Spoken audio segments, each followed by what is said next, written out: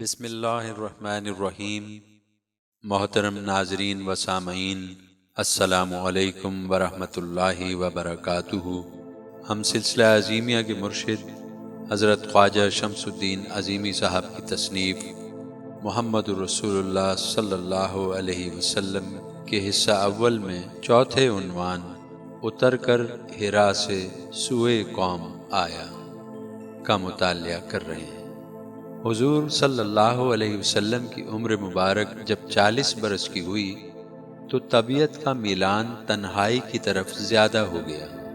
ستو اور پانی لے کر مکے سے 2 میل دور غار حرا میں تشریف لے جاتے اور کائناتی امور اور قدرت کی پھیلائی ہوئی نشانیوں پر تفکر کرتے۔ مظاہر قدرت کے پس پردہ کام کرنے والے حقائق کا کھوج لگاتے۔ اس ہی غار میں آپ صلی اللہ علیہ وسلم کے جد امجد حضرت عبد المطلب ہر سال 1 ماہ کا عرصہ گزارتے تھے۔ غار حرا میں ایک رات جبریل امین علیہ السلام تشریف لائے اور آپ صلی اللہ علیہ وسلم سے کہا، پڑھو۔ آپ صلی اللہ علیہ وسلم نے فرمایا، میں پڑھا ہوا نہیں ہوں۔ جبریل امین علیہ السلام نے آپ کو سینے سے لگا کر کھینچا اور کہا، پڑھو۔ آپ نے وہی جواب دہرایا۔ جبریل نے دوبارہ کھینچ کر سینے سے لگایا اور کہا، پڑھو۔ آپ نے فرمایا، میں پڑھا ہوا نہیں ہوں۔ جبریل امین نے تیسری مرتبہ بازوؤں کے حلقے میں لے کر دبایا اور کہا، پڑھ، اپنے رب کے نام سے جس نے بنایا آدمی لہو کی پھٹکی سے۔ پڑھ، اور تیرا رب بڑا کریم ہے جس نے سکھایا قلم سے، سکھایا آدمی کو جو نہ جانتا تھا۔ اس واقعے کے بعد حضور علیہ الصلوۃ والسلام گھر کی جانب روانہ ہوئے۔ جس وقت آپ صلی اللہ علیہ وسلم گھر تشریف لائے، آپ کے چہرے کا رنگ پھیکا پڑ چکا تھا اور طبیعت میں ضعف اس قدر غالب تھا کہ آپ صلی اللہ علیہ وسلم دیوار کا سہارا لے کر چل رہے تھے۔ حضرت خدیجہ رضی اللہ عنہا نے آپ کو سہارا دیا اور اس تھکان کی وجہ دریافت کی۔ آپ نے جواب میں کہا، مجھے چادر اڑا دو، مجھے چادر اڑا دو۔ انہوں نے آپ صلی اللہ علیہ وسلم کو چادر اڑا دی۔ جب طبیعت سنبھلی تو آپ نے سارا واقعہ بیان کیا اور خدشہ ظاہر کیا کہ مجھے اپنی جان کا ڈر ہے۔ حضرت خدیجہ رضی اللہ عنہا نے آپ صلی اللہ علیہ وسلم کو تسلی دی اور کہا، اللہ تعالیٰ آپ کو رسوا نہ کرے گا۔ آپ صلہ رحمی کرتے ہیں، درد ماندوں کا بوجھ اٹھاتے ہیں، تہی دستوں کا بندوبست کرتے ہیں، مہمان نوازی کرتے ہیں۔ حضرت خدیجہ رضی اللہ عنہا آپ صلی اللہ علیہ وسلم کو اپنے چچا زاد ورقہ بن نوفل کے پاس لے گئیں۔ حضور صلی اللہ علیہ وسلم نے غار حرا میں پیش آنے والا واقعہ بتایا تو ورقہ بن نوفل نے کہا کہ خدا کا یہ کلام بلا شبہ وہی ناموس ہے جو اس سے پہلے حضرت موسیٰ علیہ السلام پر نازل ہوا تھا۔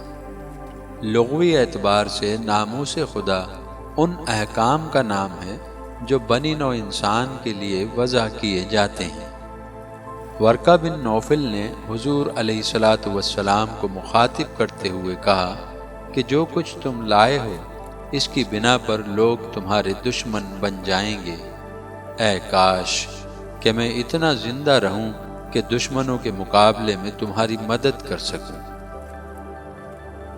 3 سال تک حضور علیہ الصلوۃ والسلام راتوں کو غار حرا میں جاتے رہے اور وہاں صبح تک غور و خوض میں ڈوبے رہتے اور دائم خدا کے بارے میں سوچتے رہتے تھے۔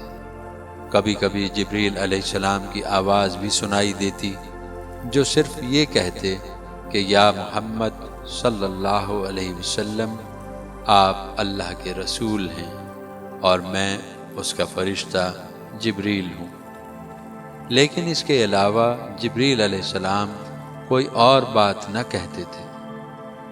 ایک رات جبریل علیہ السلام غار میں حضور علیہ الصلوۃ والسلام کے پاس آئے اور سورۃ الضحیٰ تلاوت عربی زبان میں والضحیٰ کا مفہوم یہ ہے کہ قسم اس وقت کی جب سورج کی شعاعیں افق سے نمودار ہوں اور رفتہ رفتہ یوں پھیلنے لگیں کہ زمین کا گوشہ گوشہ سورج کی روشنی سے چمک اٹھے اور پھر ساری کائنات آنکھوں کو خیرہ کر دینے والے سورج کے نور سے منور ہو جائے۔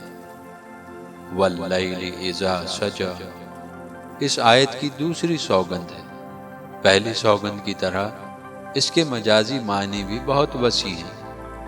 قسم اس وقت کی جب تاریکی چھا جاتی ہے اور دنیا تاریکی میں ڈوب جاتی ہے، اور جہاں پر طاری ہونے والا سکوت اتنا گہرا ہوتا ہے کہ کہیں دور سے اٹھنے والی ہلکی سی آواز بھی بہت قریب سے سنائی دیتی ہے۔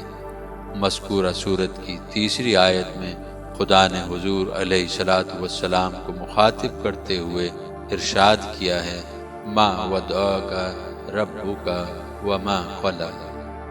اس آیت میں حضور علیہ السلام کے ذہن میں ابھرنے والی تشویش کا جواب دیتے ہوئے کہا گیا ہے کہ آپ صلی اللہ علیہ وسلم پریشان تھے اور یہ تصور کر رہے تھے کہ خدا نے اپنی شناسائی کے بعد آپ کو اکیلا چھوڑ دیا ہے اور آپ سے اپنی دوستی اور محبت واپس لے لی ہے، حالانکہ ایسا ہرگز نہیں، اور خدا نے آپ صلی اللہ علیہ وسلم کو چھوڑا نہیں، اور آپ بدستور خدا کے محبوب ہیں۔ حضور صلی اللہ علیہ وسلم پر ایمان لانے والی پہلی شخصیت ان کی زوجہ حضرت خدیجہ رضی اللہ عنہا تھی، اور اس کے بعد ان کے چچا کے بیٹے حضرت علی ابن ابی طالب رضی اللہ عنہ مسلمان ہوئے، جنہیں حضور صلی اللہ علیہ وسلم نے اپنی اولاد کی طرح پالا پوسا تھا۔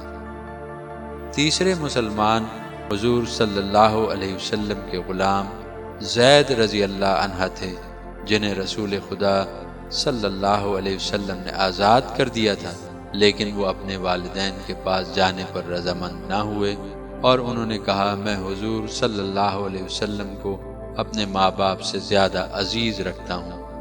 حضرت خدیجہ رضی اللہ عنہا، حضرت علی رضی اللہ عنہا اور حضرت زید رضی اللہ عنہا کے بعد کوئی اور شخص حضور صلی اللہ علیہ وسلم پر ایمان لانے پر آمادہ نہ ہوا۔